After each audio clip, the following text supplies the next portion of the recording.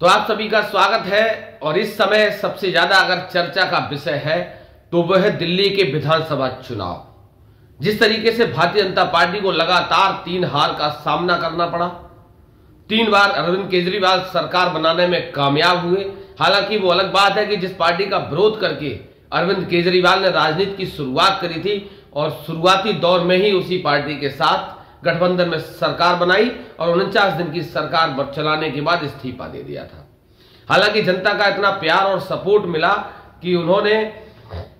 जब दूसरी बार विधानसभा के चुनाव हुए तो पूरे विधानसभा चुनाव में अप्रत्याशित जीत हासिल की और 70 में से 67 सीटें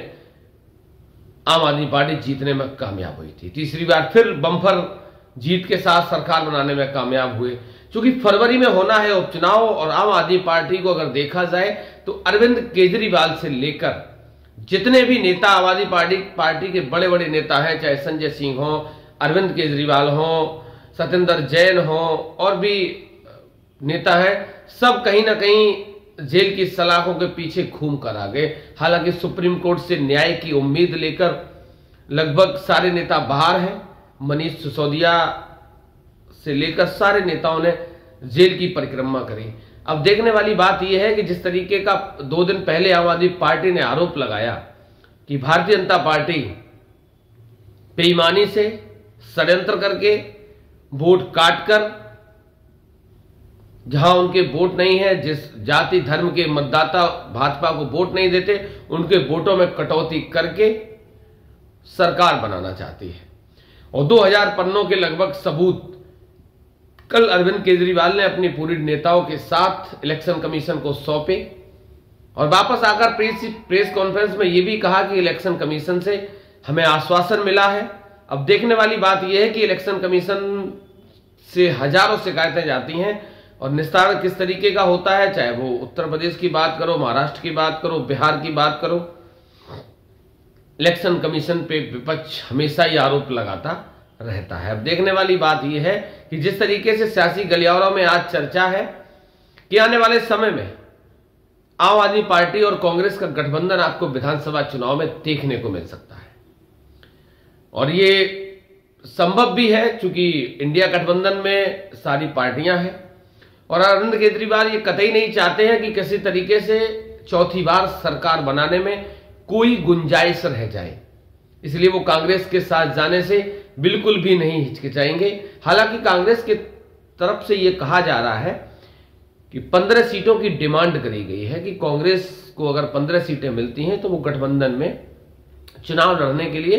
पूर्णतः तैयार है। क्योंकि पिछले अगर 3 चुनाव को देखा जाए तो पहले चुनाव में कुछ सीटें कांग्रेस को हासिल हुई थी, उसके बाद 2 चुनाव में उसका सुपड़ा साफ हो गया। तो कांग्रेस अगर आम आदमी पार्टी के साथ गठबंधन में चुनाव लड़ती है तो उसको भी एक कहीं ना कहीं सजीवनी मिल जाएगी और आने वाले समय में वो कहीं ना कहीं दिल्ली की सरकार में भागीदारी के साथ अपना सहयोग करेगी। क्योंकि भारतीय जनता पार्टी अब ये कतई नहीं चाहती है कि चौथी बार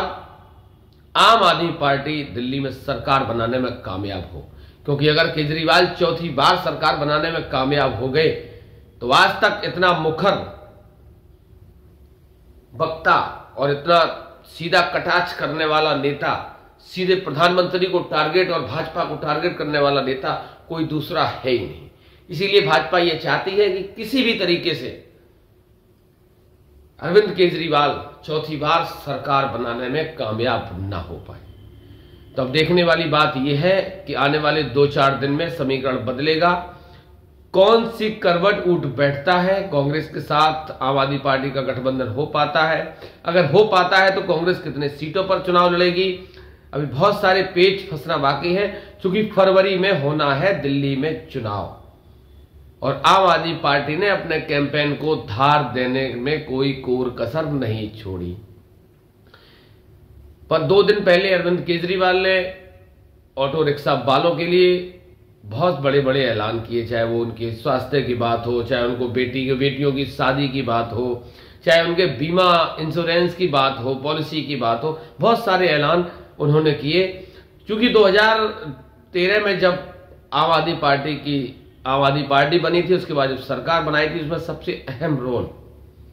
ऑटो रिक्शा वालों का ही था, चाहे वो प्रचार की बात करो, कैंपेन की बात करो। और यही कारण है कि अरविंद केजरीवाल ऑटो वालों के साथ किसी भी तरीके का अपना जो अपनापन है, जो उनके साथ वो कर सकते हैं, वो करने में कोई कोर कसर नहीं छोड़ रहे। तो अब देखने वाली बात यह है कि आने वाले 2 से 3 दिनों में किस तरीके से